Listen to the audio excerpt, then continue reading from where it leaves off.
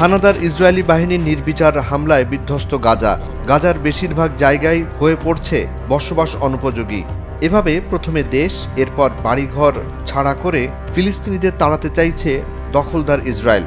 তবে ফিলিস্তিনিদের কোথাও যাওয়ার কোনো উপায় নেই। বাঁচার একমাত্র উপায় লড়াই করে বেঁচে থাকা। ফিলিস্তিনিরাও করছে তাই। অসীম সাহস নিয়ে কৌশলে ঝাঁপিয়ে পড়ছে দখলদার ইসরায়েলি বাহিনীর উপর। ইদানিং অনেক সফল হচ্ছে তারা। গাজার বিধ্বস্ত বাড়িগুলো হয়ে উঠেছে ইসরায়েলি বাহিনীর মৃত্যুপুরী। প্রতিদিন গেরিলা হামলার কোনো না কোনো ভিডিও প্রকাশ করছে ফিলিস্তিনের হামাস যোদ্ধারা।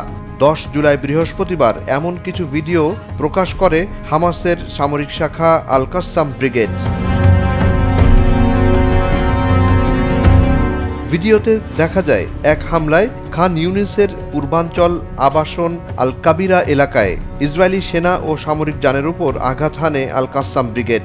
হামলায় 2টি ইসরায়েলি যান এবং 2টি সামরিক বুলডোজার ধ্বংস করা হয় এবং এক ইসরায়েলি সৈনিককে ঘটনাস্থলেই দুনিয়া থেকে বিদায় করা হয়। এক বিবৃতিতে হামাস মুখপাত্র আবু উবাইদা জানান, আমি পশ্চিম তীর ও জেরুজালেমের সব তরুণকে আহ্বান জানাই, তারা যেন ইসরায়েলের বিরুদ্ধে তাদের প্রতিরোধ চালিয়ে যায়। বিবৃতি থেকে আরও বলা হয়, আমরা আমাদের তরুণদের প্রতি আহ্বান জানাচ্ছি যেন তারা পশ্চিম তীরের সব এলাকায় এবং জেরুজালেমে প্রতিরোধ আরও তীব্র করে, বিদ্রোহ শুরু করে, যাতে ইসরায়েলকে তাদের অপরাধ বন্ধে বাধ্য করা যায় এবং পশ্চিম তীরকে জবরদখলকারীদের পরিকল্পনা থামানো যায়। এদিকে গাজার খান ইউনিসের একটি ভবনে ইসরায়েলি ডিফেন্স ফোর্স বা আইডিএফ সৈন্যদের উপর রকেট হামলা চালায় ফিলিস্তিনের আল কুদস ব্রিগেড।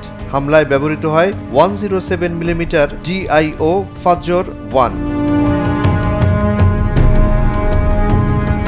ফিলিস্তিনের দখলদার রাষ্ট্র ইসরায়েলের প্রধানমন্ত্রী বেনিয়ামিন নেতানিয়াহু জানান, গাজায় 60 দিনের জন্য যুদ্ধবিরতির চুক্তির চেষ্টা করছে ইসরায়েল। এই সময়ের মধ্যে অর্ধেক ইসরায়েলি বন্দিমুক্তির বিনিময়ে যুদ্ধবিরতি কার্যকর থাকবে এবং যুদ্ধ বন্ধে আলোচনা চলবে। তবে তিনি হুঁশিয়ারি দিয়েছেন, এই সময়ের মধ্যে যদি আলোচনার লক্ষ্য পূরণ না হয় তাহলে ইসরায়েল আবার গাজায় আগ্রাসন শুরু করবে।